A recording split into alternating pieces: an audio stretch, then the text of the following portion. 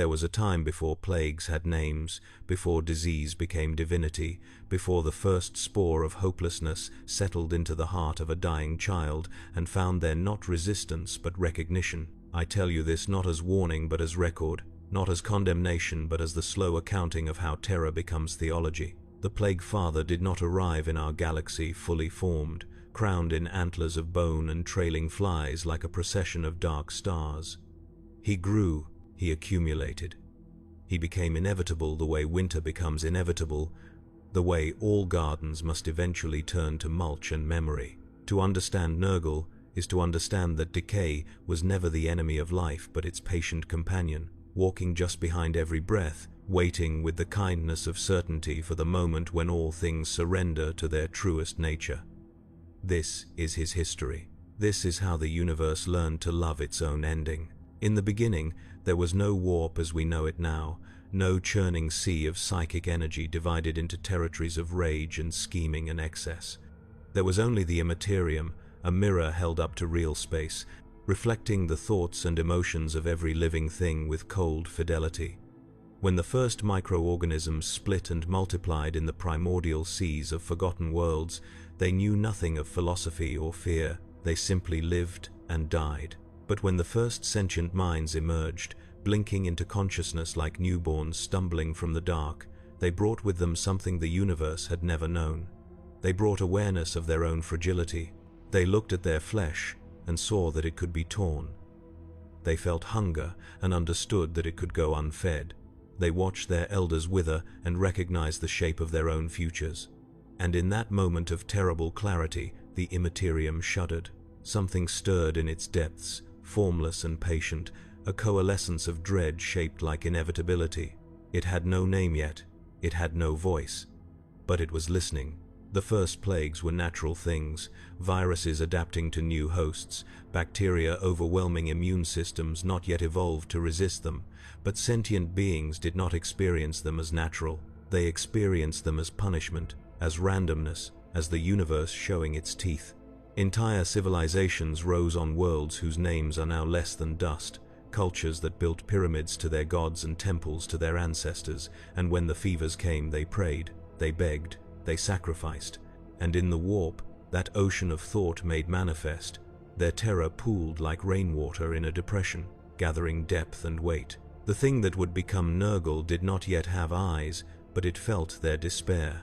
It tasted the particular flavor of suffering that comes not from violence, but from betrayal by one's own body, from watching strength turn to weakness, from the humiliation of flesh rebelling against will.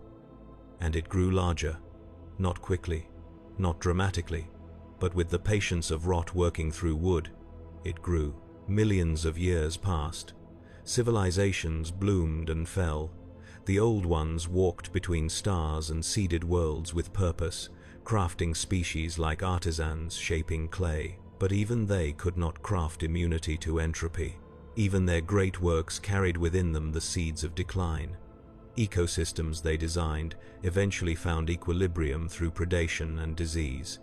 The Eldar rose in their first flowering, beautiful and vital, their emotions vivid enough to paint the warp in colors of passion and creativity. Yet even they knew sickness. Even they buried their dead and watched parents cradle dying children and felt the cold mathematics of population collapse when plagues swept through their settlements. Every funeral was a prayer, every corpse was an offering, and in the depths of the Imperium, the gestating god of decay fed on their grief, growing more distinct with each century, accruing something like personality from the accumulated weight of 10,000 trillion identical moments of loss. The war in heaven changed everything. When the Necrontyr made their bargain with the Cetan and became the Necrons, when the Old Ones responded by uplifting warrior races and weaponizing the warp itself, the galaxy became a furnace of suffering on a scale that had never before existed.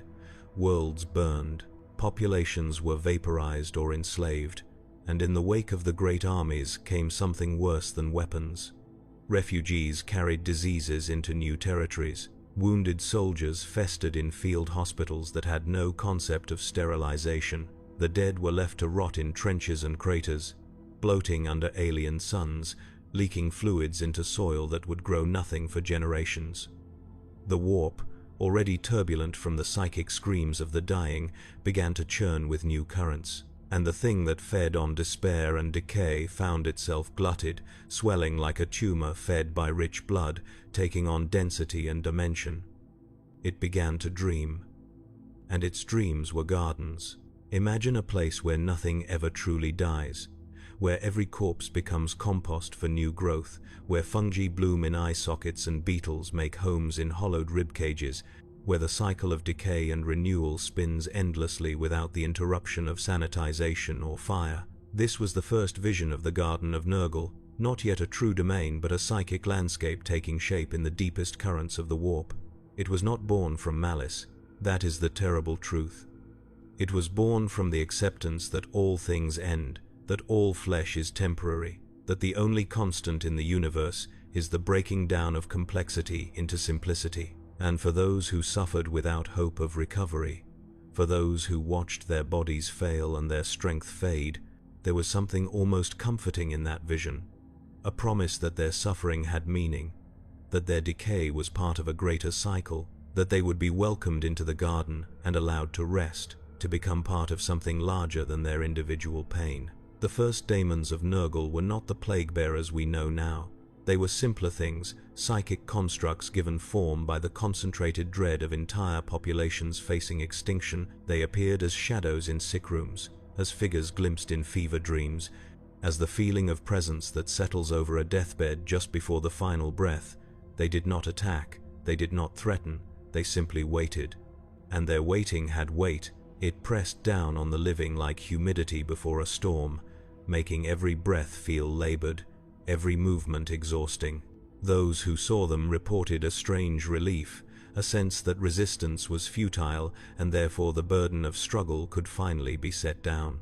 Entire hospital wards would fall silent as the proto-daemons moved through them, and by morning every patient would be dead, their faces slack with something that resembled peace. The survivors called it mercy, the warp called it sacrament. The prehistory of Nurgle is written in the extinction events of 1,000 forgotten species. Each mass death added to his substance. Each pandemic another layer of psychic sediment compressed into the foundation of his being. There were races whose names exist now only in the genetic memory of their successor species, civilizations that rose to heights of cultural and technological achievement only to be felled by pathogens so virulent that their entire population collapsed within a single generation. The archaeological record of these dead worlds tells the same story again and again. Cities abandoned mid-construction, tools left where they fell, skeletal remains piled in makeshift mass graves that no one survived to properly consecrate. And in each case, the final phase of the civilization showed the same pattern, religious fervor increasing, temples being built or repurposed for new deities whose iconography centered on cycles and renewal and acceptance of death, cults forming that preached surrender to the inevitable. The psychic imprint of these death cults fed directly into the growing consciousness that would become Nurgle, teaching it the languages of despair, the rituals of submission, the prayers that the hopeless whisper when all other gods have proven deaf. On a world whose coordinates have been expunged from all imperial records, there once existed a species of amphibious bipeds who achieved a form of civilization remarkably advanced for their evolutionary stage. They built cities on the shores of warm seas, developed mathematics and astronomy, created art that expressed concepts of beauty and transcendence. But their biology made them vulnerable to fungal infections, and when a mutation arose in one of the native fungal species, turning it from benign symbiote to virulent parasite, their civilization collapsed in less than a standard year. The fungus spread through their population with terrifying efficiency, growing in their respiratory systems, sending fruiting bodies erupting through their skin, eventually consuming them from within while keeping them alive and ambulatory for weeks. The infected wandered in a daze, spreading spores with every breath, and the healthy fled into the deep ocean or high mountains, anywhere the fungus could not reach. But the fungus was patient. It evolved. It learned to survive in salt water, to tolerate cold, to lie dormant for years waiting for a host. and one by one, the survivors were found and infected, until the last member of the species died choking on mycelia in a cave high in the mountains, alone and afraid, and wondering what they had done to deserve such a fate. Nothing. They had done nothing. That was the lesson the warp learned from their extinction. Suffering is not punishment. It is not earned. It simply is. A fundamental property of existence, as inevitable as gravity. And from that realization, Nurgle drew his first true emotion. Not malice, not hatred, but pity. Deep, abiding, paternal pity for all living things cursed with the awareness of their own mortality. He would have saved them if he could. But salvation is not in his nature. He can only offer comfort in the acceptance of what cannot be changed. And so the amphibians died, and their psychic death scream added to his growing essence, and he mourned them in the way a gardener mourns a failed crop, with regret, but also with the understanding that failure is part of the process, and the soil enriched by their decay will nourish the next planting. Then came the fall. The Eldar Empire, in its decadent zenith, had grown so consumed by sensation and excess that their collective psychic emanations birthed Slaanesh, the youngest and most violent of the Chaos Gods. The psychic scream of she who thirsts tore through the warp like a blade through silk, and in the aftermath the Imperium was forever changed.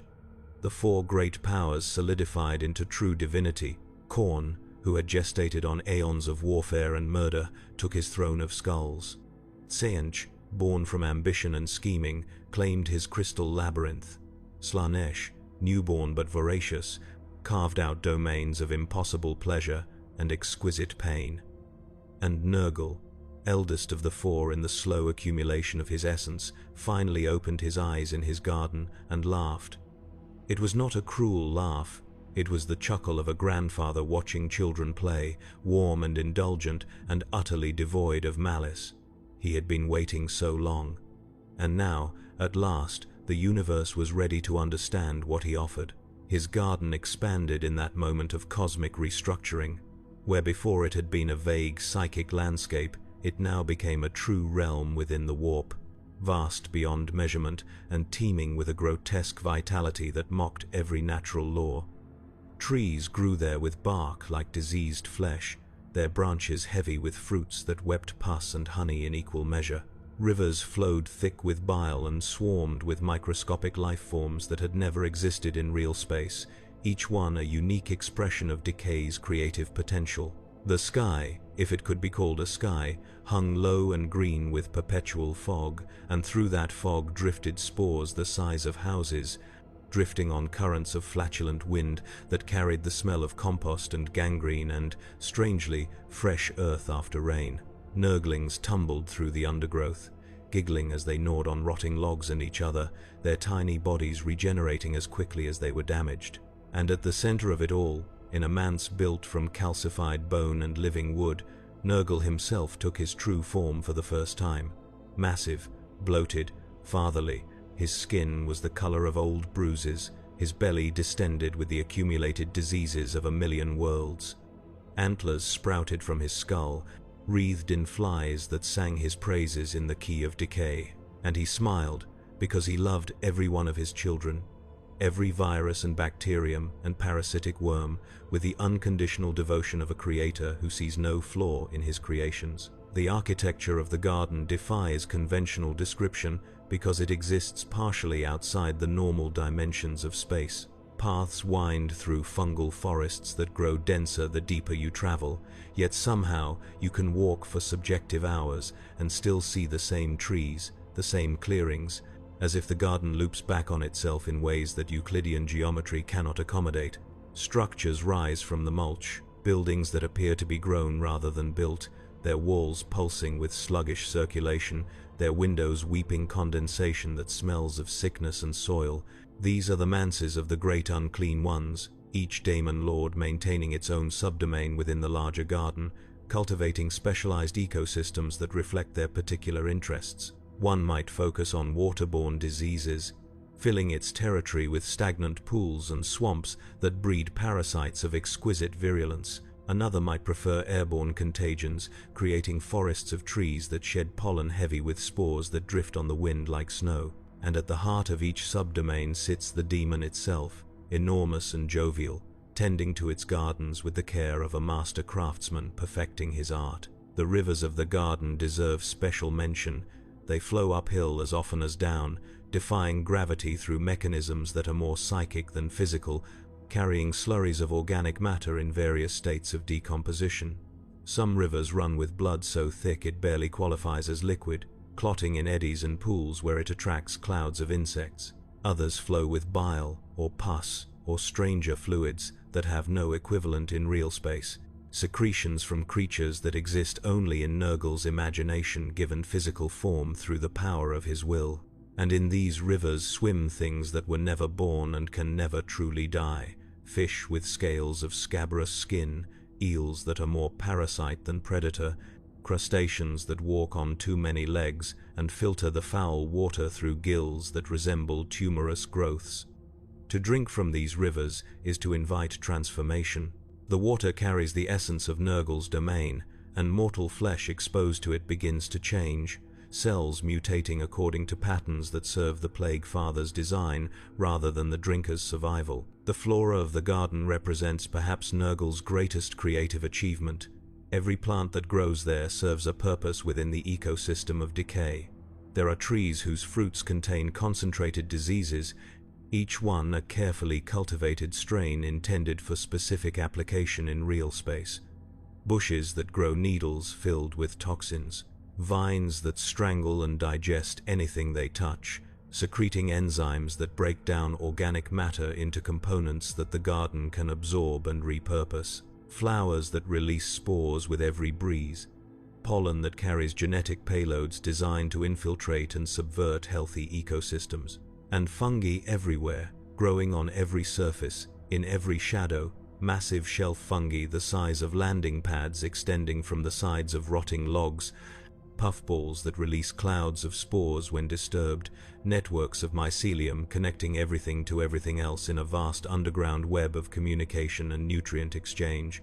The garden is not merely alive, it is hyper-alive, teeming with so much biological activity that the very air shimmers with it, thick and humid and alive with the buzz of insects and the whisper of growing things. The fauna are equally diverse and equally horrific. Beyond the daemons themselves, the garden hosts creatures that defy categorization, beasts that might have once been natural animals, but have been so transformed by exposure to warp energy that their origins are unrecognizable. Things that slither and crawl and fly on wings of membrane stretched between bones that protrude at anatomically impossible angles, predators that hunt not for food but for the joy of spreading infection, biting their prey, and then following it for days as the diseases take hold, watching with what might be fascination as the victim's flesh rots and sloughs away. And prey species that have evolved defenses based not on avoiding death, but on making their own decay as productive as possible, bodies designed to burst when killed and spread spores or parasites or virulent bacteria across a wide area, ensuring that even in death they serve the garden's purpose. The sounds of the garden form a constant symphony of rot, the wet squelch of Nurglings burrowing through decomposing matter, the drone of flies, billions of them, creating a baseline hum that underlies every other noise, the bubbling of the rivers, the hiss of spores being released, the crack of branches breaking under their own diseased weight, the laughter of great unclean ones echoing from distant manses, the monotone chanting of plague-bearers reciting their endless tallies, the screams, always the screams, of mortal souls who found their way into the garden and discovered that it was not the peaceful refuge they had been promised but a place of eternal transformation, where their bodies would be taken apart and reassembled according to logics they could not comprehend, where suffering persisted but lost its sharp edges, becoming a dull, constant ache that eventually felt like normalcy. Nurgle tends to his garden personally, walking its paths with the gait of a being whose vast bulk should render movement impossible but who moves nonetheless with surprising grace. He stops to examine individual plants, pruning here, fertilizing there, speaking to his creations in a voice like distant thunder filtered through mucus. The daemons defer to him with genuine affection, not the cringing fear that Khorne's servants show or the scheming calculation of Tzeentch's minions. They love him, and he loves them back, each according to its nature. He knows every Nurgling by name, all trillion of them, and greets each with warmth when their paths cross. He consults with his great unclean ones as colleagues, soliciting their opinions on matters of plague cultivation and strategic deployment. He even shows kindness to the plague-bearers, those melancholy daemons who derive no joy from their existence, offering them words of encouragement and the assurance that their work is valued and necessary. The Great Crusade brought humanity into prominence, and with it came new opportunities for the Plague Father's gifts. The Emperor of Mankind, in his arrogance, believed he could unite the galaxy under reason and imperial truth, scrubbing away superstition and religion and leaving only the cold light of science. But human nature resists such erasure. The soldiers of the Crusade, for all their genetic enhancement and technological superiority, still felt fear. They still watched their brothers die in the trenches of alien worlds. They still contracted diseases on planets where the local microbiology had evolved in isolation for millions of years, and no amount of apothecary intervention could save them when something truly virulent took hold. And in their moments of weakness, in field hospitals where the smell of gangrene overpowered even the recycled air, some of them prayed, not to the Emperor, who they had been told was not a god, but to the sensation of release they felt when the pain became too great to bear, to the idea that suffering might end not in death but in transformation. And Nurgle heard those prayers.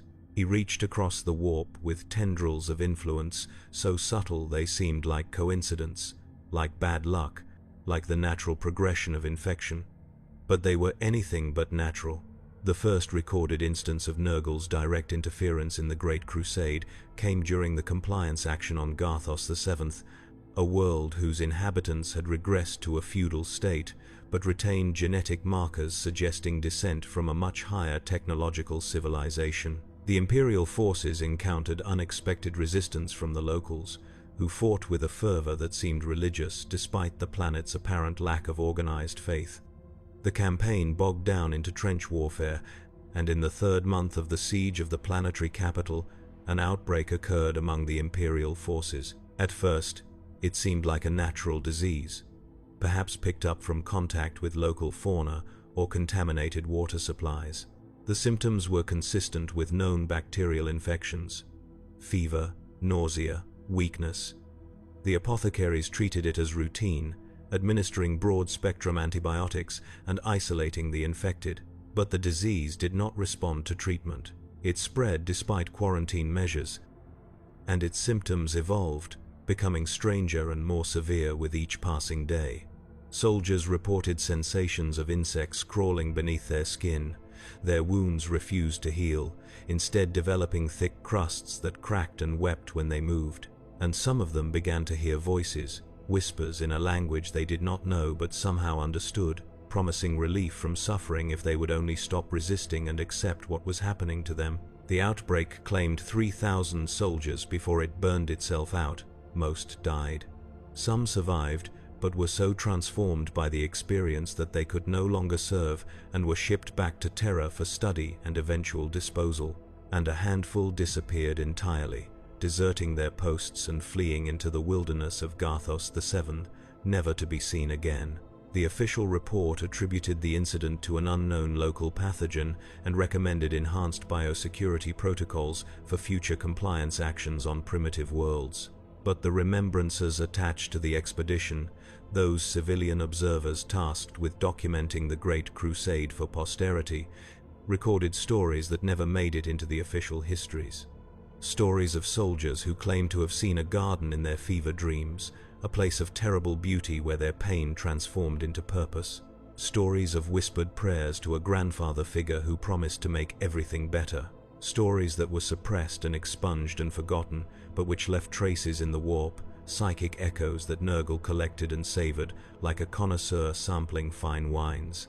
As the Great Crusade expanded and the number of active war zones multiplied, the opportunities for such outbreaks increased exponentially. The Imperium was conquering worlds at a pace that strained its logistical capabilities. Medical supplies ran short. Quarantine protocols were abbreviated in the interest of maintaining campaign momentum. Soldiers fought on dozens of different worlds with dozens of different biospheres, exposing themselves to pathogens their bodies had never encountered. And the stress of constant warfare weakened immune systems, making even minor infections potentially fatal. It was a perfect environment for plague, and Nurgle exploited it with characteristic patience. He did not attempt grand gestures or massive outbreaks that would draw attention. Instead, he worked through small interventions, nudging mutation rates slightly higher here, weakening a quarantine barrier there, ensuring that diseases spread just a little faster than they would have naturally. The cumulative effect was a baseline of sickness that permeated the Crusade fleets, a constant drain on manpower and morale that the Imperium accepted as the cost of war. And every soldier who died from preventable disease, every world where the conquerors brought plague along with enlightenment, was a small victory for the Plague Father. But Nurgle's patience was not infinite. As the Great Crusade drew toward its conclusion, and the Emperor turned his attention to the great works that would occupy him during the coming era of peace, the Primarchs began to feel the first stirrings of dissent. Some, like Horus, were motivated by ambition and resentment. Others, like Lorgar, by religious conviction, and a few, like Mortarion, by a bitter philosophy born from lifetimes of suffering and the recognition that the Emperor's vision of a secular Imperium was built on hypocrisy and lies. Mortarion was the perfect target for Nurgle's attention, a Primarch who understood suffering on an intimate level, who had spent his formative years in environments that would kill unaugmented humans in minutes, who had built his legion around the principle of endurance, of outlasting the enemy through sheer stubborn refusal to die, and who harbored a deep-seated fear of helplessness that he had never acknowledged even to himself. Mortarion, Primarch of the Death Guard, was the most tragic of all Nurgle's acquisitions.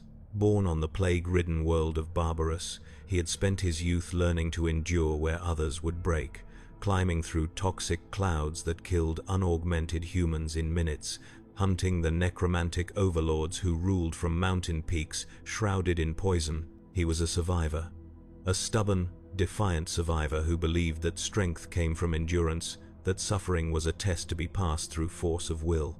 When the Emperor found him and took him to the stars, Mortarion brought with him a philosophy of grim determination, teaching his legion to fight through any hardship, to never yield, to embrace the Reaper's scythe as a symbol of inevitable victory. But he also brought with him a hatred of tyrants and a deep, unspoken fear of helplessness. And that fear would be his undoing. During the Horus heresy, when half the Imperium turned against the Emperor and brother fought brother in a war that would scar the galaxy for millennia, Mortarion sided with Horus.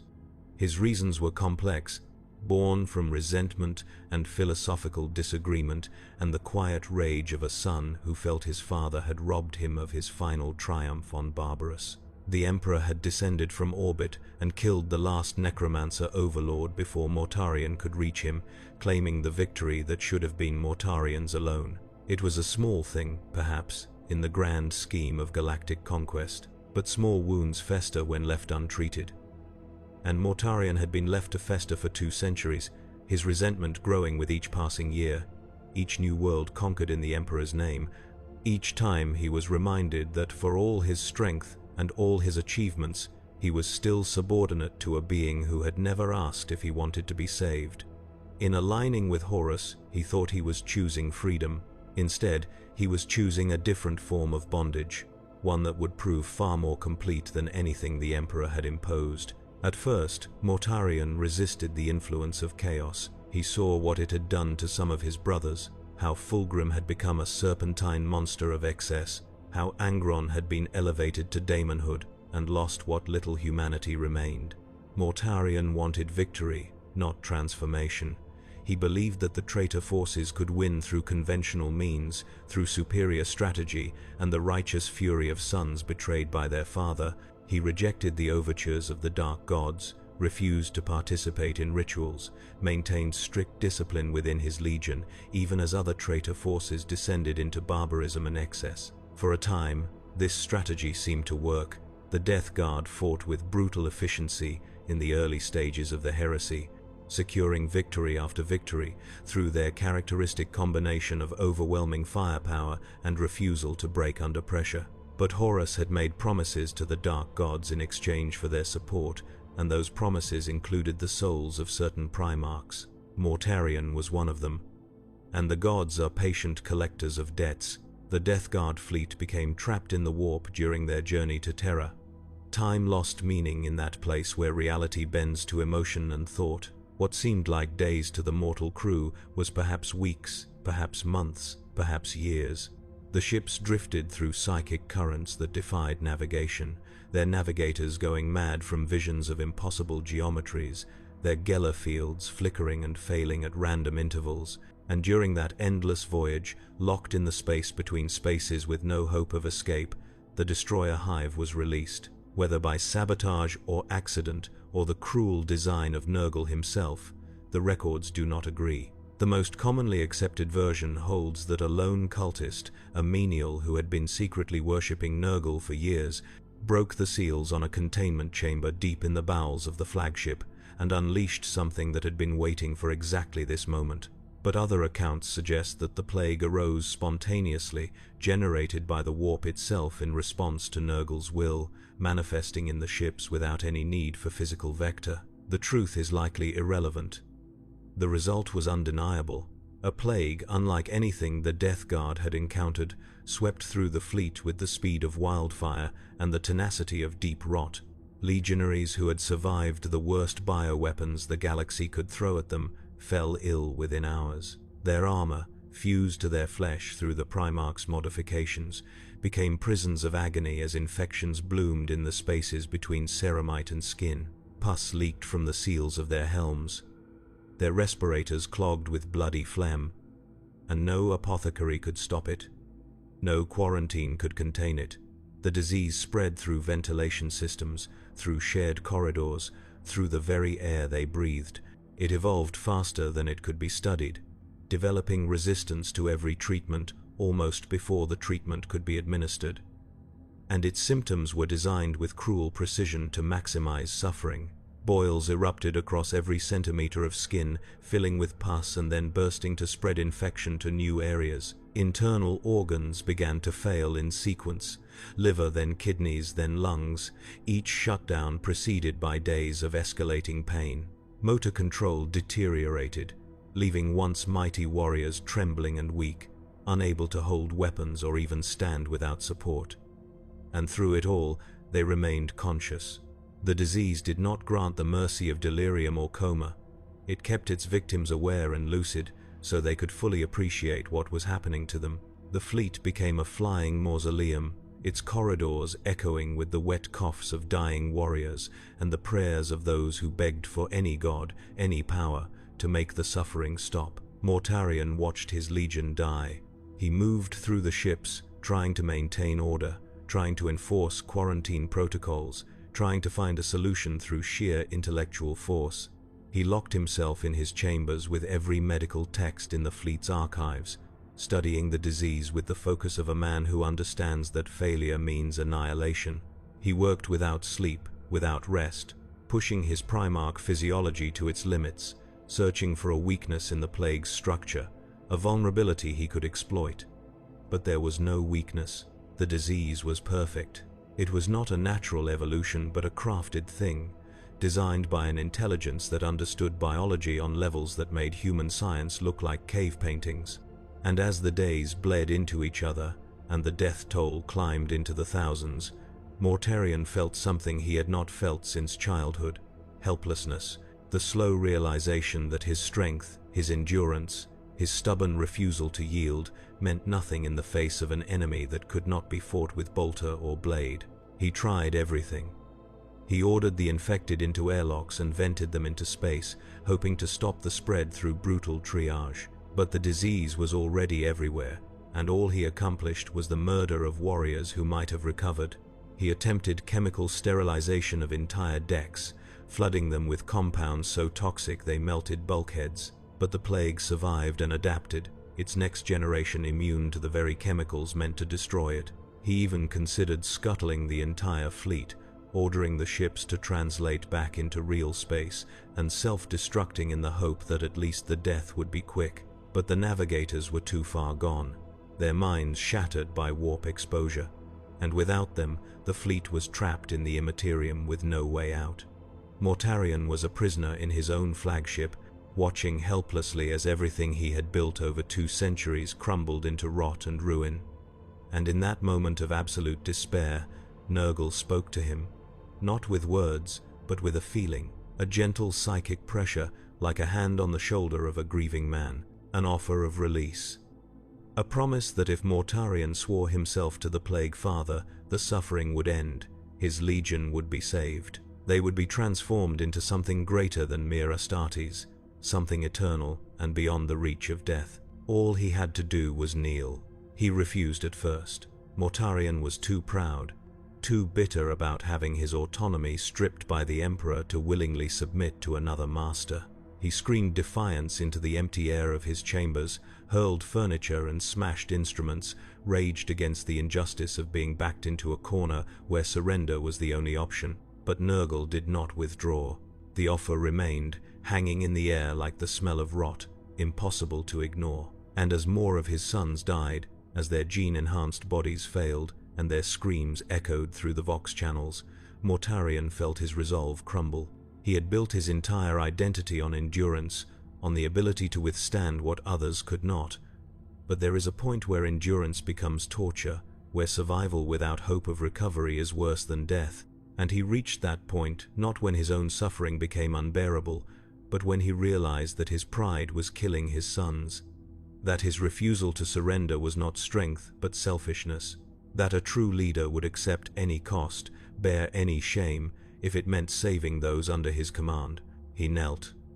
Alone in his chambers, surrounded by the medical texts that had proven useless and the instruments that had failed to find a cure, Mortarion fell to his knees and spoke the words that bound him to Nurgle's service.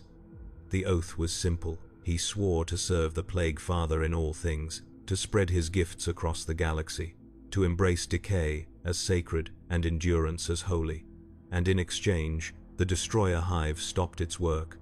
The dying stopped dying. The pain that had consumed the fleet for weeks ebbed away like a tide retreating from a shore, but they did not return to health. Instead, they were remade. The infections that had ravaged them became permanent, integrated into their biology as gifts rather than afflictions. Their armor fused completely with their flesh, becoming a second skin of rotting ceramite and corrupted metal. Their breath turned to toxic fog, their blood thickened to sludge.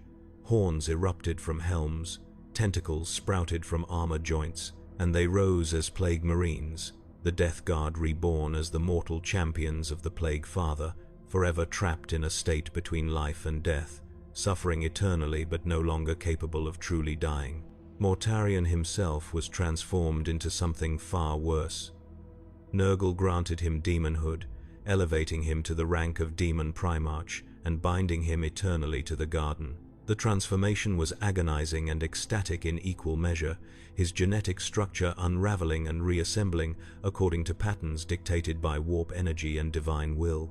His wings, once symbols of his ability to rise above the poison clouds of Barbarus, became tattered and leathery, dripping ichor with every beat.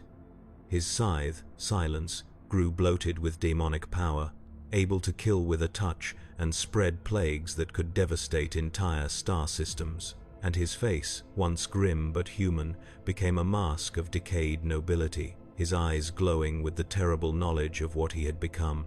He served Nurgle not out of love, but out of resignation, leading the Death Guard in their campaigns across the galaxy with the mechanical efficiency of a man who has accepted that all resistance is futile. And Nurgle cherished him, not as a slave, but as a favored son, granting him independence and resources and affection in that smothering, paternal way that makes rebellion seem ungrateful. The plague wars that followed were some of the most horrific conflicts in Imperial history. The Death Guard descended on worlds with methodical cruelty, not seeking to conquer but to infect. They would land in force and establish beachheads, then release plagues into the water supplies, the ventilation systems, the very soil. The diseases they deployed were not random. Each was specifically designed for the target world, tailored to exploit the local population's biology, their environmental conditions, their infrastructure weaknesses. On agri-worlds, the plagues attacked the crops, causing them to rot in the fields or mutate into poisonous variants that looked and smelled normal but killed anyone who consumed them. On hive worlds, airborne contagions spread through ventilation systems, reaching every level from the underhive to the spires in a matter of days. On forge worlds, techno-organic viruses infected machine spirits, causing factories to produce tainted components that failed catastrophically when put under stress. The Death Guard did not fight pitched battles unless forced to. They simply landed, deployed their plagues, and waited for the world to collapse under the weight of its own suffering. Populations would sicken within days, their immune systems overwhelmed by diseases that had been cultivated in the Garden of Nurgle and refined over millennia. Hospitals overflowed, medical supplies ran out, quarantine measures failed as the sheer number of infected made containment impossible, and as they died, their despair fed the plague father, strengthening his hold on real space and allowing more of his demons to cross the veil. Entire sectors fell to rot.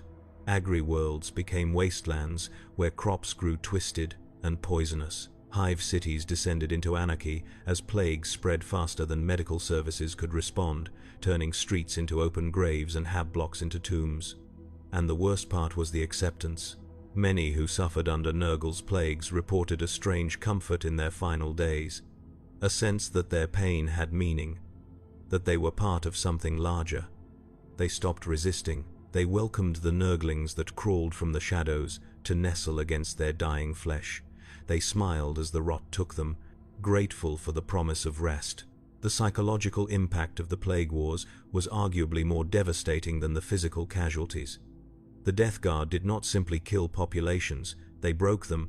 Survivors of Nurgle's campaigns often exhibited symptoms of profound spiritual trauma, a fatalistic acceptance of suffering that made them vulnerable to future corruption. They had seen the face of entropy and recognized it as inevitable. They had watched friends and family succumb to diseases that medicine could not cure, that prayers could not prevent, that strength and courage could not overcome. And they had learned the lesson that Nurgle wanted them to learn, that suffering is universal, that resistance is futile, that peace can only be found in surrender.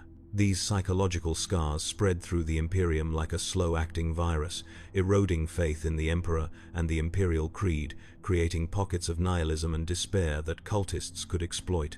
A world might be cleansed of physical taint, its infected populations purged and its infrastructure rebuilt, but the memory of what Nurgle had done lingered in the collective consciousness, a wound that never fully healed. But Nurgle's influence extended far beyond the Death Guard.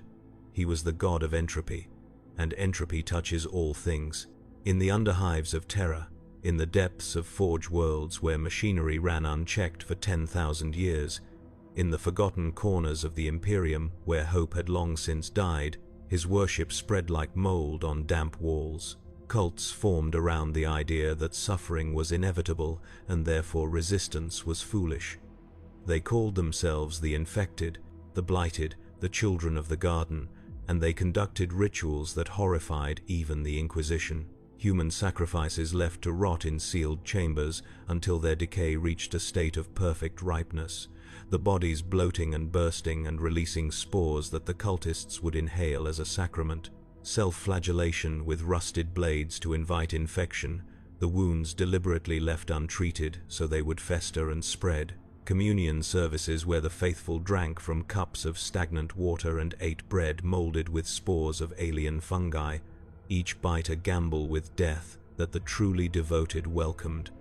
And these cults thrived because they offered something the Imperium could not. They offered relief. In a galaxy where life was brutal and short, where the average citizen could expect nothing but labor and death in service to an uncaring bureaucracy, the promise of release, of being welcomed into a garden where suffering transformed into belonging, was intoxicating. The rituals varied from cult to cult, but but certain elements appeared with remarkable consistency across different worlds and populations. The veneration of decay as a sacred process, the cultivation of diseases as precious gifts, the belief that the body's betrayal through sickness was not a curse but a blessing, the Plague Father reaching out to claim his children. Cultists would gather in secret, often in the most squalid areas of a settlement, places where imperial authority had minimal presence and sanitation was non-existent. Abandoned water treatment facilities, condemned hab blocks scheduled for demolition, the deepest levels of underhives where the air was so toxic that normal humans could only survive with rebreathers. And in these spaces, they would create shrines, makeshift altars constructed from rotting organic matter, corpses arranged in patterns that held psychic significance, offerings of diseased flesh and spoiled food left to attract flies. The flies were particularly important to Nurgle's cultists. They saw in them the sacred messengers of the Plague Father, carriers of his gifts, symbols of the transformation from death to new life through the medium of decay. Inquisitors who investigated these cults reported phenomena that defied rational explanation. Rooms that were larger on the inside than the outside, spaces that seemed to connect to somewhere else, somewhere warm and humid and filled with the sound of buzzing insects. Cultists who showed no fear of death even under the most extreme interrogation, who smiled as they were tortured and whispered prayers of gratitude as they expired. Plague victims who should have been dead days ago continuing to move and speak, their bodies animated by forces that had nothing to do with conventional biology. And on occasion, manifestations, daemons crossing the veil in response to the cultists' worship, Nurglings tumbling into real space to frolic among their worshippers, plague-bearers emerging to spread contagion with methodical precision, and very rarely, a great unclean one, a towering presence of rot and fatherly affection that would bless the faithful and condemn the unbelievers to fates worse than death. The Great Rift changed the strategic landscape of the galaxy. When Abaddon the Despoiler finally succeeded in his 13th Black Crusade, and the galaxy was torn in half by a psychic wound that spilled the warp into real space, Nurgle saw opportunity. The Imperium Nihilus, the dark half of the galaxy cut off from the light of the Astronomicon, became a playground for chaos. The warp storms that raged across the rift made travel nearly impossible, severing supply lines and communication networks, leaving entire sectors isolated and vulnerable. And Nurgle moved with characteristic patience, seeding plagues into worlds that were already struggling, tipping civilizations that were barely holding on into full collapse. Supply chains broke down, starvation followed, and in the wake of starvation came disease. Always disease, because hungry people drink from contaminated sources and eat spoiled food and crowd together in unsanitary conditions that turn minor infections into epidemics. The Plague Father did not need to conquer these worlds. He simply waited for them to fall into his lap like overripe fruit dropping from a tree. The demon worlds that emerged in the wake of the Great Rift were unlike anything the Imperium had encountered before. Entire planets transformed into extensions of the garden, their biospheres rewritten according to Nurgle's design, their populations converted or consumed. These worlds became staging grounds for further invasions, reservoirs of plague and corruption that could spawn armies of daemons without limit. The most infamous was Garthos the Seven, the same world where Nurgle had first interfered during the Great Crusade. In the millennia since that initial outbreak, the planet had been conquered and reconquered, purged and resettled, bombed and rebuilt dozens of times. But the taint had never fully left, and when the Great Rift opened and the barriers between warp and real space thinned, Garthos the Seventh underwent a catastrophic transformation. The ground split open, releasing geysers of toxic sludge from reservoirs that had been building beneath the crust for 10,000 years. The oceans boiled and turned to festering swamps. The atmosphere thickened with spores until breathing became an act of infection, and from the warp came daemons in numbers beyond counting, pouring through the weakened barriers to claim the world for Nurgle in a ceremony of corruption that lasted 7 days and 7 nights, and left nothing alive that had not been transformed into something utterly alien to its original form. The plague wars on Ultramar were Nurgle's greatest triumph in this new age. Mortarion returned to real space, leading a colossal invasion force, targeting the realm of his brother Robote Guilliman with the specific intent of corrupting it beyond recovery. Ultramar had always been a symbol of the Imperium at its best, a sector where governance actually functioned, where citizens lived relatively decent lives, where hope was not entirely crushed under the weight of authoritarianism and war.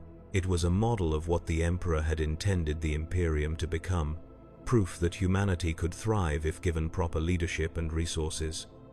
Nurgle hated it for that reason, not with the hot anger of Khorne, but with the quiet malice of mold creeping up a wall. He wanted to prove that even the best the Imperium could offer would eventually rot.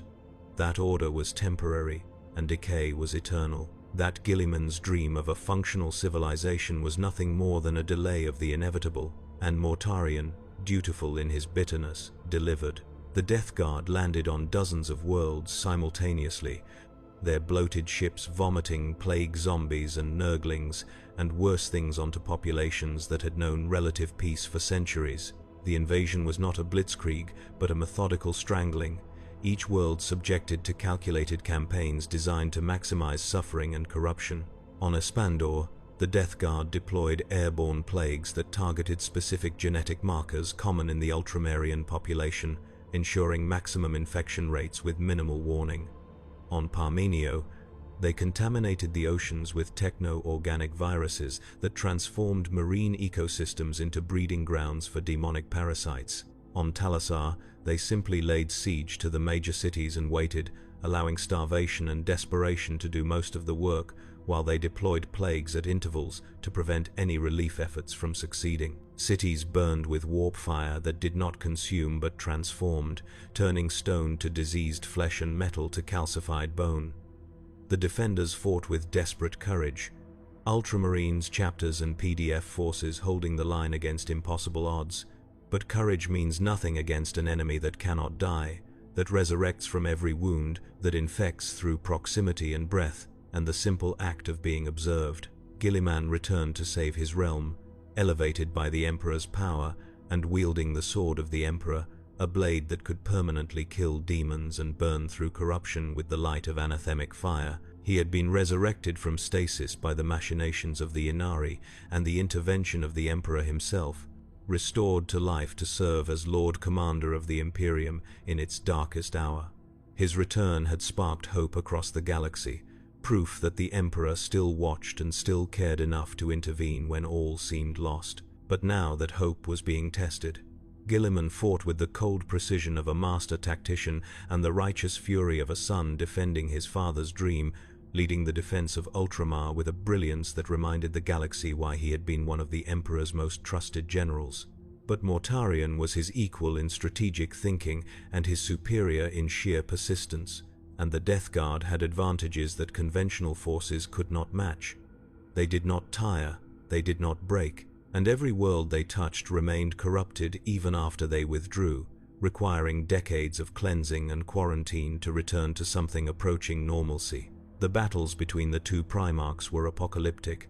Mortarion wielded all the gifts Nurgle had given him, summoning clouds of flies the size of gunships, spreading plagues that killed in seconds, reshaping reality through the power of his patron. His mere presence on a battlefield was enough to sicken and demoralize enemy forces, the aura of decay that surrounded him sapping strength and corrupting wargear. He fought with silence, his daemonic scythe, cutting through armor and flesh with equal ease, leaving wounds that festered and spread infection with supernatural speed. And he commanded the Death Guard with the expertise of someone who had spent 10,000 years perfecting the art of warfare through attrition, deploying his forces with patience and precision, grinding down the defenders through sheer, relentless pressure. Guilliman countered with the sword of the Emperor, a weapon so anathemic to chaos that its mere touch could unravel demonic essence and purge corruption from infected flesh. He led from the front, inspiring his forces through personal example, holding the line when all seemed lost and launching counterattacks with surgical precision. And he had one advantage that Mortarion lacked. He still believed victory was possible. He still held hope that the Imperium could be saved. And that hope, that refusal to accept defeat, gave him strength that Mortarion could no longer access. Their final confrontation on the world of Ajax ended with Mortarian's banishment, his demonic form torn apart by the Emperor's sword and cast screaming back into the warp. Guilliman stood over the spot where his brother had fallen, the sword still burning with holy fire, and for a moment he allowed himself to believe that he had won, that Ultramar was saved, that the nightmare was over. But it was not a true victory. Ajax was left devastated, its population reduced to a fraction of its former number, entire continents rendered uninhabitable by lingering plagues that would take centuries to cleanse. The garden moon that had once orbited Ajax, a paradise world of carefully cultivated ecosystems and artistic beauty, had been transformed into a demon world, its surface covered in the same fungal forests and toxic swamps that characterize the Garden of Nurgle, and across Ultramar, on every world the Death Guard had touched, the scars remained. Populations traumatized, infrastructure destroyed, faith shaken. Nurgle had lost the war, but won something more valuable. He had proven that even Ultramar could be hurt, even the best humanity could offer was vulnerable, and that knowledge spread through the Imperium like a whisper in a sick room, eroding morale and faith in ways no military defeat could match. In the garden, Nurgle celebrated. His manse, the Plague Lord's domain, rang with the sound of laughter and the wet squelch of diseased flesh in motion. Daemons of every variety cavorted through the fungal forests, plague-bearers tallying new infections with bureaucratic devotion, beasts of Nurgle bounding after fleeing souls with the enthusiastic stupidity of puppies, great unclean ones presiding over bubbling cauldrons where new plagues were brewed from the rendered essence of suffering. And at the center of it all, Nurgle sat on his throne of fused skeletons, cradling a vial of Nurgle's rot, his favorite disease, the contagion that transformed mortal victims into plague-bearers through a process of agonizing metamorphosis. He whispered to it like a father whispering to a beloved child, praising its virulence, encouraging it to spread and grow and claim more souls for the garden. He was content, not triumphant, because triumph implies struggle, and Nurgle had never struggled. He had simply waited. He had allowed the universe to come to him as it always would, because decay is patient and entropy always wins in the end. But there were depths to Nurgle's nature that even his most devoted followers did not fully understand. He was not merely the god of disease, he was the god of despair transformed into acceptance. Every daemon in his service had once been a mortal who suffered so completely that they stopped fighting and welcomed the end. The plague-bearers were all victims of Nurgle's rot, mortals who had contracted the disease and survived the transformation rather than dying cleanly. They remembered their mortal lives, remembered the pain of the infection, remembered the moment when they stopped resisting and accepted what was happening. And that memory informed everything they did in their daimonic existence, the endless tallying of plagues, a ritualized repetition of the counting they had done during their illness, marking off symptoms and tracking progression, trying to impose order on the chaos of their transformation. Every plague he crafted was a love letter written in the language of cellular breakdown, an expression of his genuine belief that suffering could be beautiful if one simply stopped resisting and allowed it to run its course. The artistry involved in designing a plague was something Nurgle took seriously.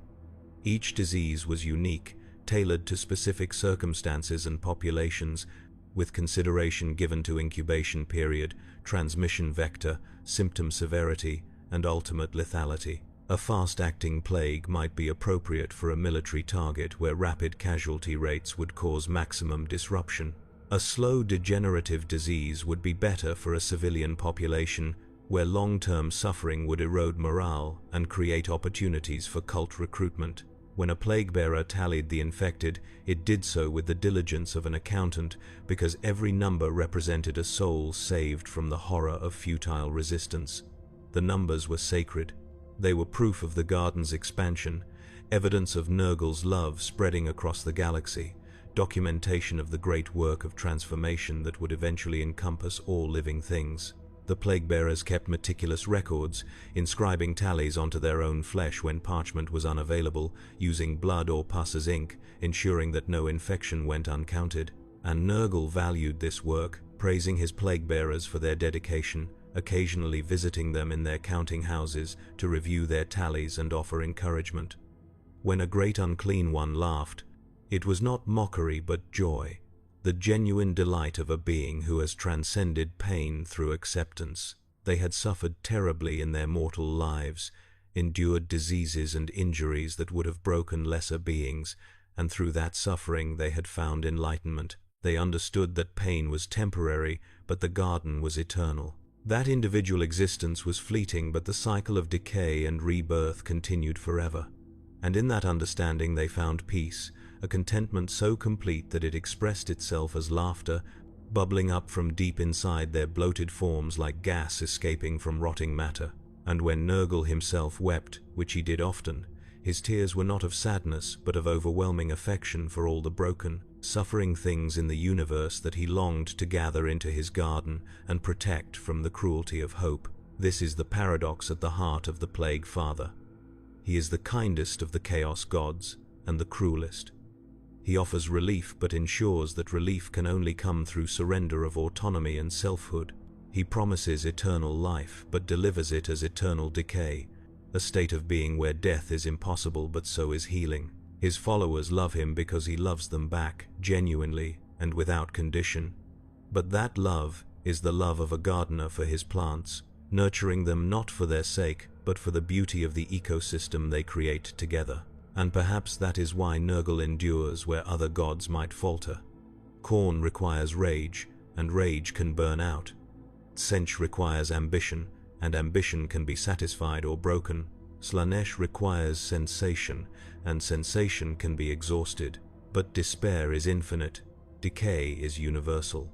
Every living thing, no matter how strong or clever or beautiful, will eventually break down. The second law of thermodynamics guarantees it. Entropy always increases, order always collapses into chaos, and when it does, Nurgle will be there, waiting with open arms and a warm smile, ready to welcome it home to the garden where all things eventually belong. The history of Nurgle is the history of inevitability. It is written in the fossil record of dead worlds and the genetic code of viruses that have outlived entire civilizations. It is carved into the bones of plague victims buried in mass graves and whispered in the final breaths of those who died alone and afraid. It is the story of how suffering, when prolonged beyond endurance, curdles into something that resembles peace. And it continues. Right now, as you hear these words, new plagues are being born in laboratories and jungles and the bellies of starving children. New cults are forming in the shadows of hive cities, teaching that acceptance is holier than resistance. New warriors are swearing themselves to the death guard, sealing their fates in exchange for the promise that they will never truly die. And in the garden, Nurgle tends to his ecosystem with the patience of something that has already won, because time is on his side and time is all there is. The relationship between Nurgle and his brother gods is complex and often misunderstood by mortals who lack the perspective to see the warp's true dynamics. Khorne despises Nurgle for his passivity, seeing the Plague Father's patience as cowardice and his acceptance as weakness. They are natural enemies in the way fire and water are enemies, each negating the other's strengths. A warrior consumed by Khorne's rage cannot succumb to despair, because rage is an active state, a rejection of helplessness, a refusal to accept defeat even when defeat is certain. The berserker who charges into hopeless battle with a war cry on his lips and murder in his heart cannot simultaneously embrace the resignation that Nurgle offers. Conversely, a soul sunk deep in Nurgle's embrace cannot muster the fury required to serve the blood god. The acceptance of suffering as inevitable directly contradicts the rage against circumstance that Khorne demands. Their daemons clash often in the warp, bloodletters tearing through plague-bearers with mindless violence, brass axes splitting diseased flesh in showers of ichor and pus. But the servants of decay simply regenerate and continue their slow advance, outlasting the rage through sheer attrition, waiting for the bloodletter's fury to exhaust itself so they can resume their patient march. Battles between forces of Khorne and Nurgle rarely end in decisive victory for either side. They simply continue until some external factor intervenes or both sides withdraw to regroup. Tzeentch finds Nurgle tedious, viewing the Plague Father's philosophy as antithetical to change and scheming. Where Tsench thrives on transformation and ambition, constantly reshaping himself and his plans in pursuit of goals that may not even exist, Nurgle embodies stagnation and acceptance, the philosophy that change is ultimately futile because all things eventually decay to the same base state. Yet there is a strange respect between them, born from the recognition that both deal in inevitability. Tsench's plans always unfold eventually, reality bending to accommodate his schemes even when they seem to fail in the short term. Nurgle's decay always arrives, patient and certain as the turning of seasons. They are two faces of time, one accelerating toward futures unknown, and the other dragging everything back to primordial simplicity. They occasionally ally when their interests align, Tsench providing the strategic framework for campaigns that Nurgle's forces execute with patient persistence. But they never truly trust each other. Tsench suspects that Nurgle's acceptance is a trap, a philosophy designed to prevent change and lock the galaxy in a state of eternal suffering. And Nurgle pities Tsench, seeing in the architect of fate's endless scheming a refusal to accept the fundamental truth that all plans eventually collapse, all structures eventually crumble, all change eventually resolves into entropic heat death. Slaanesh and Nurgle have the most cordial relationship, odd as it seems to those who think of the Chaos Gods in simplistic terms of opposition. Both understand obsession. Slaanesh obsesses over sensation, pursuing pleasure and pain to extremes that transcend mortal comprehension. Nurgle obsesses over the beauty of decay, finding aesthetic value in processes that most beings find repulsive, and there is a dark sensuality to rot, a richness of texture and smell and sight that can overwhelm the senses as completely as any Slaaneshi excess. The feel of skin gone soft with necrosis, yielding under pressure like overripe fruit. The smell of a corpse 3 days into putrefaction, sweet and cloying and utterly unique. The sight of maggots writing in exposed flesh, their movements hypnotic in their mindless purpose. Devotees of both gods sometimes find common ground in the ecstasy of self-destruction, the pleasure of pushing the body past its limits until it breaks down entirely. There are cults that worship both, seeking transcendence through sensation and decay in equal measure, their rituals combining the orgiastic excess of Slaanesh with the patient rot of Nurgle in ways that satisfy both gods. And the gods themselves occasionally cooperate, recognizing that their philosophies are not opposed but complementary. Both offer escape from the constraints of conventional existence. Both promise transformation. Both deliver forms of immortality, though one through eternal sensation and the other through eternal decay. The great unclean ones deserve special attention as Nurgle's most favored creations and the daemons that most perfectly embody his philosophy. Each one is a mirror of the Plague Father himself, bloated and jovial and utterly devoted to spreading diseases with the enthusiasm of a merchant hawking wares at a market. But they are not mindless. Far from it. Great unclean ones are philosophers and poets, capable of complex thought and genuine emotion. They debate the nature of entropy and the aesthetics of decay. They compose hymns to Nurgle that span thousands of verses, each line describing a different plague or aspect of the garden. They keep journals, recording their thoughts and observations in books bound with cured human leather and written in inks made from bile and blood. Some have been known to spend centuries on single philosophical treatises, exploring questions like whether suffering has intrinsic value or derives its meaning from the transformation it enables, whether decay is an end state or merely one phase in an eternal cycle, whether Nurgle himself is a conscious being or simply the personification of natural law given voice through the warp. They weep when they see suffering not because they wish to alleviate it, but because they find it beautiful, tragic, worthy of commemoration. A great unclean, one observing a plague spreading through a hive city, will often pause to appreciate particular deaths, lingering over the bedside of a dying child to note the progression of symptoms, the particular way the disease manifests in young flesh, the emotional impact on the family, and it will weep, genuine tears rolling down its bloated face, mourning the end of the child's suffering when death finally comes because the beauty of the transformation is over. This is not cruelty in any conventional sense. It is aesthetic appreciation taken to an extreme that transcends mortal morality. The great unclean one genuinely mourns, but it mourns the end of beauty, not the death of the child. And when the funeral is held and the family weeps over the tiny corpse, the daemon will weep with them, sharing in their grief, while simultaneously feeling joy that another soul has returned to the cycle of decay.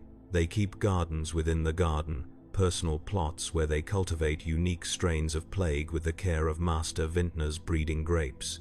Each great unclean one has its own specialties and preferences, focusing on particular types of disease or methods of transmission. Rotigus the Rainfather, for example, specializes in waterborne plagues and the corruption of natural water cycles.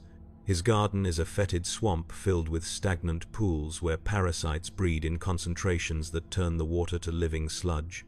He collects rain from the garden's toxic skies in vast cisterns, allowing it to ferment and develop new strains of bacteria before releasing it into real space through summoned rainstorms that carry disease to entire continents. Epidemius, the tallyman of Nurgle, maintains the most extensive garden of all, a vast repository where samples of every plague that has ever existed are preserved and catalogued. His garden is organized with obsessive precision, each disease given its own section and subsection, labeled and indexed according to complex schema that only he fully understands. He walks the paths of his garden daily, checking on his charges, pruning and fertilizing, ensuring that even the oldest and rarest plagues remain viable should they ever be needed again. Some great unclean ones specialize in fast-acting diseases that kill in hours, overwhelming immune systems in hours to maximize the panic and despair that feeds the warp. These plagues are designed for shock value, for causing rapid casualties that disrupt military operations and create cascading failures in emergency response systems. Others prefer slow burns, degenerative conditions that take decades to run their course, ensuring long-term suffering and ample opportunity for the victim to accept Nurgle's comfort. These plagues are more insidious, often difficult to diagnose in their early stages, allowing them to spread widely before anyone realizes what is happening. And some specialize in plagues that are not diseases at all in the conventional sense, but spiritual infections. Memes that spread through populations and corrupt them from within, turning loyalty into doubt and hope into despair. These psychic plagues are perhaps the most dangerous because they leave no physical trace. The victim seems healthy but begins to think thoughts that align with Nurgle's philosophy, to see the world through the lens of inevitable decay, to lose the will to resist, and accept that surrender is wisdom rather than weakness. They trade samples with each other, discuss the finer points of infection vectors and incubation periods, and compete in friendly contests to see whose latest creation can claim the most souls in a single outbreak. These competitions are taken seriously but conducted with good humor, the great unclean ones treating them as games rather than conflicts.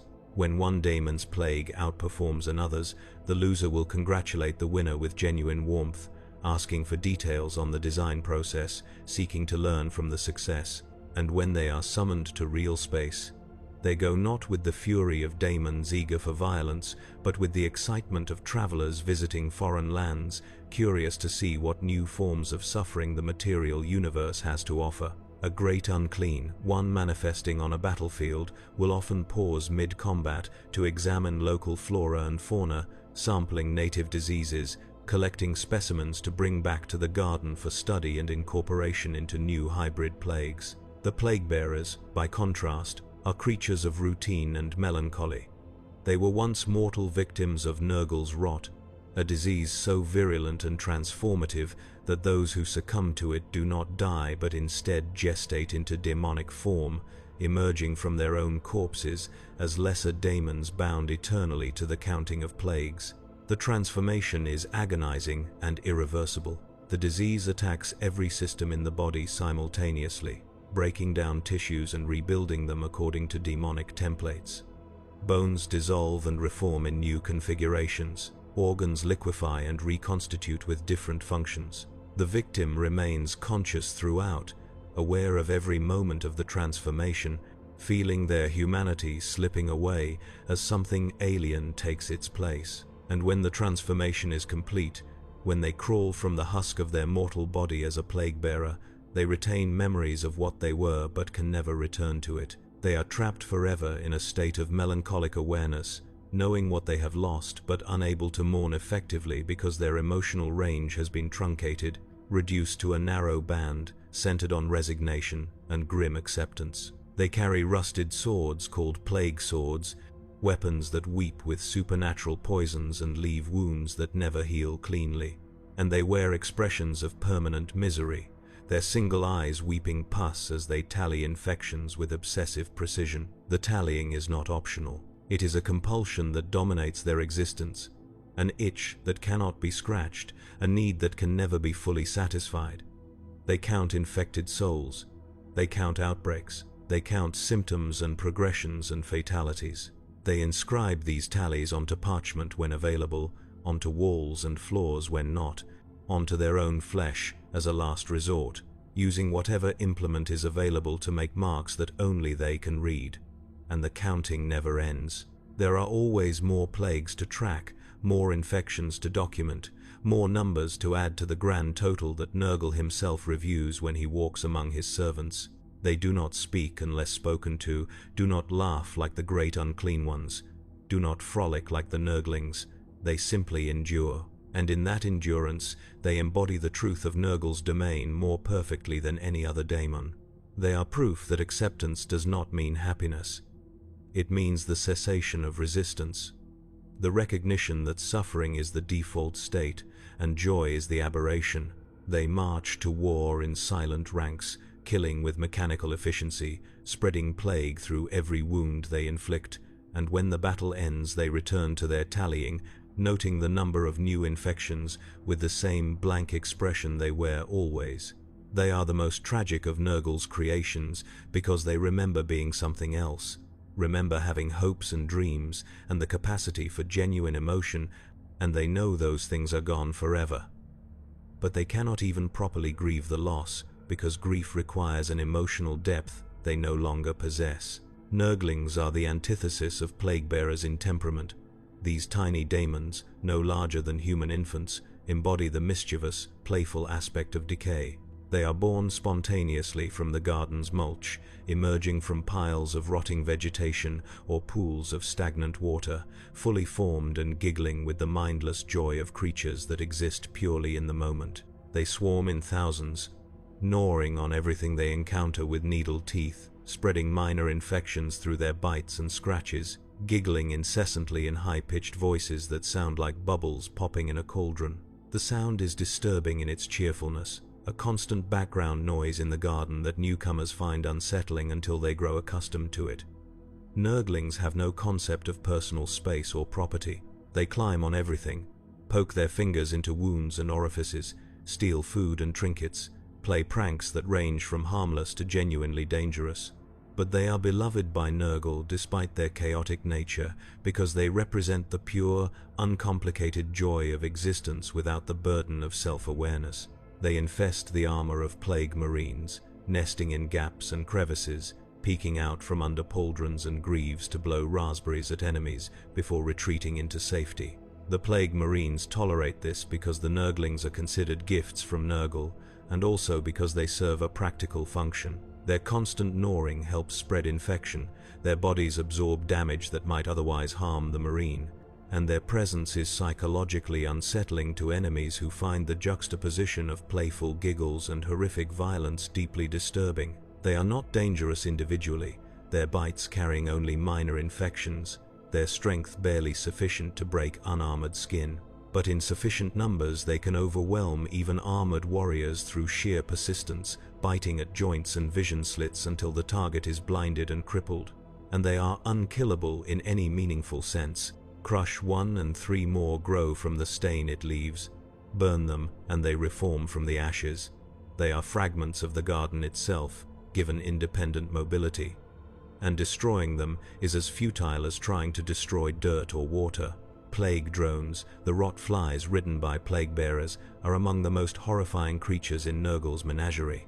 Each fly is the size of a small transport vehicle, bloated with disease, its body covered in weeping sores and clusters of eggs that hatch into maggots even as it flies. The eggs develop rapidly, going from larva to pupa to adult in minutes, the new flies bursting from their birth sacs and immediately beginning their own reproductive cycle. This creates a constantly expanding cloud of flies around each rot fly, a living shroud that obscures vision and clogs air intakes and spreads infection with every touch. They buzz with a sound like a swarm of hornets amplified through a cathedral's organ pipes, a droning that causes nausea and disorientation in all who hear it. The sound vibrates in the chest cavity, disrupts equilibrium, triggers instinctive revulsion that can break even disciplined formations. The plague-bearers who ride them do so with grim professionalism, guiding their mounts through the air with reins made from intestines, dropping plague bombs on enemy positions, and sowing terror through their mere presence. The flies themselves are barely sentient, operating on instinct and hunger, but their instinct aligns perfectly with Nurgle's will. They seek out concentrations of life and descend upon them like living plague clouds, spreading infection through their breath and the toxic slime that drips from their bodies. Their saliva contains anticoagulants and paralytic agents, ensuring that wounds from their bites bleed profusely and victims remain conscious during consumption. And when they die, they explode in showers of maggots and ichor that continue the work of infection long after the parent creature has been destroyed. The maggots burrow into corpses and soil, growing rapidly on whatever nutrients they find, pupating into new flies within hours. This reproductive cycle makes plague drones almost impossible to eradicate. You can kill the adults, but the larvae remain, hidden in cracks and shadows, waiting for the opportunity to mature and resume the swarm. The beasts of Nurgle are perhaps the saddest of the Plague Father's creations, and understanding them requires understanding that tragedy and horror are not mutually exclusive. They are enormous slug-like daemons, their bodies covered in suppurating wounds and patches of diseased flesh, their mouths filled with rows of blunt teeth, designed not for killing but for tasting. Their anatomy defies conventional biology. They have no skeleton but move with surprising speed through muscular contractions that ripple along their length. They secrete slime that is simultaneously lubricant and toxin, allowing them to slide across any surface while leaving trails of contamination. And they possess the intelligence of very young children and the emotional needs to match. They crave affection and playmates, bounding toward any living thing they encounter with the enthusiasm of a puppy greeting its owner, making sounds that might be attempts at friendly communication if they did not emerge from mouths filled with diseased flesh. But everything they touch withers and dies, poisoned by the toxins that seep from their skin. The slime they secrete is laced with virulent plagues, contact with it sufficient to cause severe burns and introduce infections that can kill in hours. They do not understand this. When the creatures they try to befriend collapse and stop moving, the beasts become confused and sad, prodding the corpses with their snouts and whining in distress. They nuzzle against the dead bodies, trying to encourage them to play, unable to comprehend that their affection is lethal. And when their grief reaches a critical mass, when they have watched enough playmates die and accumulated enough sorrow, they undergo a transformation. Their sadness curdles into rage. Their bodies harden and reshape, slug-like forms compacting and developing wings, emerging as rot flies, the very mounts used by plague-bearers. It is a cycle of tragedy, innocence corrupted by its own nature, joy transformed into horror through no fault of the beast itself. And Nurgle watches it unfold with the same gentle affection he shows all his children, seeing beauty in their suffering because he cannot conceive of suffering as something to be avoided. To him, the beast's transformation is natural and right, the completion of a cycle that began with playfulness and ends with purpose. The mortal armies that serve Nurgle fight in ways that defy conventional military logic because they operate under different assumptions about what victory means. The Death Guard advance slowly, inexorably, shrugging off wounds that would kill lesser warriors and returning fire with bolters that spit shells filled with compressed plague. Each shell is a work of craft, packed with carefully selected diseases designed to maximize suffering in whatever target they hit. Against unarmored targets, The shells burst on impact and release clouds of infectious material that can affect dozens. Against armored targets, they penetrate and inject their payloads directly into the victim, ensuring infection even through sealed environmental systems. The Plague Marines do not aim for quick kills. They aim for lingering death, for wounds that fester and spread, for casualties that tie up enemy medical resources and drain morale through the sight and sound and smell of suffering. They do not retreat. Retreat implies fear of death, and the Death Guard have transcended death. They are already rotting, already plague-ridden, already existing in a state that most beings would consider worse than death. What more can the enemy do to them? Blow off limbs? The limbs will regenerate given time, flesh growing back in twisted parodies of original form. Destroy their armor? They will fight on, exposed organs dangling, intestines trailing behind them like grotesque banners. Set them on fire? They will burn but continue advancing, their fat rendering and fueling the flames, their bodies becoming walking pyres that spread fire and disease together. They do not break, they simply continue forward, step by methodical step, until either they have secured their objective or every one of them has been destroyed. And even destruction is temporary.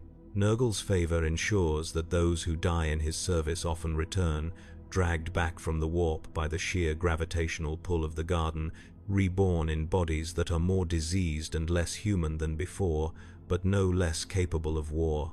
The cultists who fight alongside them are more fragile but no less devoted, throwing themselves into combat with the fatalistic certainty of people who have already accepted death and therefore have nothing left to lose. They wield improvised weapons, rusted blades scavenged from industrial sites, corroded firearms held together with wire and prayer, clubs studded with nails infected with tetanus and worse. Their equipment is deliberately neglected, left to rust and decay because they see maintenance as resistance to Nurgle's will. A rusty blade carries more blessing than a clean one. A gun that jams frequently teaches patience. Armor that has rotted through in places allows the blessed air of the garden to touch their skin. They die in droves because they are only human, unaugmented and poorly equipped, facing enemies with superior firepower and training. But their deaths are not meaningless. Every corpse becomes a vector for plague. Every pool of blood attracts flies. Every fallen cultist is a seed from which more infection will grow, their bodies left to rot on the battlefield and release spores that will contaminate the area for years. The strategic philosophy of Nurgle's forces is fundamentally different from other Chaos factions, where Khorne's armies seek to maximize carnage, counting victory in skulls taken and blood spilled. Nurgle's followers focus on endurance and contamination. They establish beachheads and dig in, creating plague fortresses that are nearly impossible to dislodge. These fortresses are not built from conventional materials like stone and steel. They are grown from the dead, corpses piled high and fused together through supernatural decay until they form walls and towers that pulse with unnatural life. The construction process is both ritual and engineering. Bodies are arranged in specific patterns that have psychic significance, creating geometries that weaken the barrier between warp and real space. They are anointed with sacred fluids, bile and pus, harvested from favored daemons, blessed by cultist priests, chanting litanies that praise decay, and they are left to ferment, the biological processes of decomposition accelerated through warp energy until the individual corpses merge into a unified structure, a macroorganism that serves simultaneously as fortification and weapon. The defenders man these walls, not as soldiers but as gardeners, tending to the diseases that bloom in the corpse flesh, cultivating new strains, and releasing them into the surrounding environment in carefully timed waves. This is precision work requiring genuine expertise. Different plagues thrive in different conditions, and deploying them at the wrong time or in the wrong combinations can waste their potential. A competent plague gardener knows when to release airborne contagions to catch enemies during shift changes when containment suits are removed. Knows when to contaminate water supplies just before a besieging force is scheduled to resupply. Knows which plagues to use against different troop types, selecting nerve agents for lightly armored infantry, corrosive bacteria for armored vehicles, psychic infections for psychers. The fortress becomes a living laboratory, each siege an opportunity to test new theories and refine techniques, data carefully recorded for transmission back to the garden, where the great unclean ones incorporate successful strategies into their grand schemas of pestilence. Attacking such a fortress is an exercise in futility. Artillery barrages simply create more corpses to add to the walls, the attacking force literally feeding their enemy with every casualty they inflict. The corpse walls absorb bombardment, the dead flesh cushioning impacts and regenerating damage almost as quickly as it is inflicted. Infantry assaults bog down in fields of toxic sludge that surround the fortress, moats of liquefied flesh and stagnant water that dissolve armor and flesh alike. Soldiers who step into the sludge find themselves sinking, the viscous fluid pulling them down while simultaneously eating through their equipment. Those who make it through arrive at the walls exhausted and infected, weakened by exposure to the ambient corruption, easy targets for the defenders who rain down plague grenades and blessed filth from above. And every hour the siege continues, the besiegers grow weaker, sickened by proximity to so much concentrated decay, while the defenders remain constant, immune to the very plagues they spread, sustained by Nurgle's blessing even as their bodies continue to rot. Exterminatus is often the only solution, burning the world from orbit and consigning it to lifelessness. Cyclonic torpedoes crack the crust and expose the mantle. Viral weapons sterilize entire continents. Atmospheric incinerators turn the air itself into flame. The fortresses are destroyed along with everything else, reduced to ash and radioactive glass. But even that is not always enough. Some worlds have been subjected to exterminatus multiple times, reduced to radioactive cinders, only to have life return in twisted forms. Fungi sprout from ash, their spores viable even after exposure to radiation levels that should sterilize any organic matter. Insects breed in the ruins, feeding on the fungi, evolving rapidly to adapt to the hostile environment, and within decades a new ecosystem emerges, one shaped entirely by Nurgle's influence and ready to welcome back his servants when they return to reclaim what was theirs. These death worlds become permanent scars on the Imperium, quarantine zones that must be monitored constantly to prevent reinfection of neighboring systems, drains on naval resources that tie up ships that might be needed elsewhere. The greatest plague fortresses in the galaxy have become permanent features, quasi-real space manifestations of the garden itself. The Scourge stars, a cluster of systems in the Imperium Nihilus, are entirely given over to Nurgle's dominion. The warp storms that resulted from the Great Rift have made the region nearly impossible to navigate, and those ships that do manage to reach the Scourge stars find conditions that defy description. Entire planets have been transformed into testing grounds for new diseases, their populations reduced to shambling plague zombies that exist only to incubate the next generation of contagions. The zombies are not mindless in the traditional sense. They retain enough intelligence to perform basic tasks, tending to the plague gardens, harvesting infections from their own bodies, preparing samples for shipment to other worlds. But their higher cognitive functions are gone, replaced by simple obedience to Nurgle's will. They exist in a state between life and death, animated by diseases that should kill them but instead sustain them in perpetual decay. The skies of the Scourge stars weep acid rain, the clouds heavy with pollutants and bacterial blooms that react with atmospheric moisture to create corrosive precipitation. The rain falls continuously, a constant drizzle that etches stone and corrodes metal, that burns exposed flesh and leaves pockmarks on sealed armor.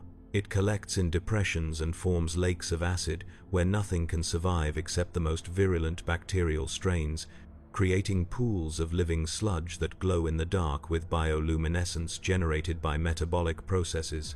The oceans boil with bacterial blooms that have achieved critical mass, the microorganisms so numerous and so metabolically active that their collective heat raises the water temperature to near boiling. The blooms cast sickly green light across shores, littered with the calcified remains of sea creatures, too twisted to survive in any normal environment, things that evolved and died in the span of days as the oceans transformed from saline to soup. And at the heart of the Scourge stars sits the Plague Planet, a world so thoroughly corrupted that it has become an echo of the garden, a place where the barrier between warp and real space has grown so thin that demons can cross over without the need for summoning rituals. The planet's surface is a nightmare landscape of fungal forests and toxic swamps, rivers of bile flowing through valleys carved from bone, mountains that are not mountains but the calcified remains of macroorganisms that grew to continent size before their own mass caused them to collapse. The atmosphere is thick with spores and flies, visibility reduced to meters, every breath a gamble with infection. And the temperature fluctuates wildly, freezing in some regions and sweltering in others, the climate dictated not by orbital mechanics but by the whims of the warp energies that saturate the world. Mortarion rules there from a fortress called the Revenant Keep, brooding over his service to Nurgle and planning campaigns with the grim efficiency of a man who has long since stopped hoping for redemption. The keep is built from black iron and diseased bone, a sprawling complex that extends both above and below ground, its architecture shifting subtly when viewed from different angles, as if the building exists partially in dimensions that human perception cannot fully access. The interior is labyrinthine, corridors twisting back on themselves, rooms that seem larger than the space they should occupy, stairs that climb in directions that should not be possible. Navigating it requires either a guide or acceptance that one might never find one's way out. The walls are decorated with trophies from Mortarion's campaigns, banners taken from defeated enemies, skulls of notable kills, vials containing samples of plagues that achieved particular success. And at the center of the keep, in a throne room that reeks of decay and old death, Mortarion sits in contemplation, surrounded by his death guard, and attended by daemons who serve him with the same devotion they show Nurgle. He is not happy. Daemon Primarchs are capable of emotion, and Mortarion feels his chains acutely, resents his transformation and his bondage, mourns what he has become. But he continues to serve, because he sees no alternative, because Nurgle's gifts are both blessing and curse, and cannot be refused once accepted. He leads campaigns across the galaxy with tactical brilliance, deploying the Death Guard with precision, coordinating with demonic forces to maximize impact. And he succeeds. Worlds fall to his plague fleets. Sectors collapse under the weight of his diseases. The Imperium reels from each new offensive, unable to predict where he will strike next or how to counter his strategies. But each victory is hollow because it binds him more tightly to Nurgle, proves his value, and ensures his continued service. He is trapped in a cycle of success that enslaves him more completely with each iteration. But Nurgle's true victory is not measured in territory conquered or enemies slain. It is measured in the slow erosion of hope across the galaxy. Every world that falls to plague, every population that accepts Nurgle's gifts, every soldier who lays down their weapon and stops fighting is a validation of the Plague Father's philosophy. He does not need to win wars. He only needs to demonstrate that winning is impossible, that the struggle is futile, that peace can only be found in surrender. And the evidence is overwhelming. The Imperium is crumbling, its infrastructure is failing, its people are exhausted. The Emperor sits on his golden throne, neither living nor dead, sustained by the sacrifice of 1,000 psychers a day in a ritual that grows less effective with each passing year. The psychic beacon that is the Astronomicon flickers and dims, making warp travel increasingly dangerous, isolating worlds and sectors. The Astartes chapters are stretched beyond breaking, fighting on 1,000 fronts against enemies that cannot be defeated, only delayed. The common citizens toil in hive cities, where life expectancy is measured in decades if they are lucky, where disease is endemic and medicine is a luxury reserved for the elite, where every day is a repetition of the last and hope for improvement is a childish fantasy. This is the galaxy Nurgle has helped create, not through conquest but through patient erosion. Not through dramatic gestures, but through 10,000 million small degradations, each one individually insignificant, but together forming an unstoppable tide of decay. And every soul that breaks under the weight of it, every person who decides that existence is too painful to continue without the numbing relief of his gifts, is a soul claimed for the garden. The numbers are staggering. Billions die every day across the Imperium from preventable diseases. Trillions live in conditions that make disease inevitable. The healthcare infrastructure is so overwhelmed that triage has become the default mode of operation, saving those who can be easily helped and leaving the rest to die. And in the midst of this horror, Nurgle's cultists operate with impunity, spreading their message of acceptance, recruiting the desperate and the dying, building networks that span continents and span worlds. The final lesson of Nurgle is this: decay is not the opposite of life, but its completion. Every flower that blooms carries within it the blueprint of its own wilting. Every civilization that rises does so on foundations that will eventually crumble. The Imperium, for all its might and all its brutality, is a rotting edifice held together by dogma and desperation, and every day it persists is a miracle that defies the natural order. Nurgle does not need to destroy it, he only needs to wait. And when it finally falls, when the last tech priest realizes that the machines can no longer be repaired, and the last priest realizes that the Emperor is not coming to save them, when the people of 10,000 worlds lie down in their habs and decide that tomorrow is not worth the effort of waking, Nurgle will be there. He will walk among them like a father checking on sleeping children, tucking them in with blankets woven from mycelium and whispering that they have done well, that they can rest now, that the garden has room for all who are weary. And they will believe him, because by then it will be true. Understand this, and you understand the Plague Father. He is not evil in the way mortals conceive of evil. He is the universe expressing its most fundamental truth through the medium of rot and rebirth. He is what happens when suffering becomes so commonplace that it stops being exceptional and starts being structural. He is the smile on the face of a man dying of exposure who has stopped shivering and begun to feel warm, the endorphin rush of a body giving up the fight, the relief that comes when you finally accept that you cannot win and stop exhausting yourself in the effort.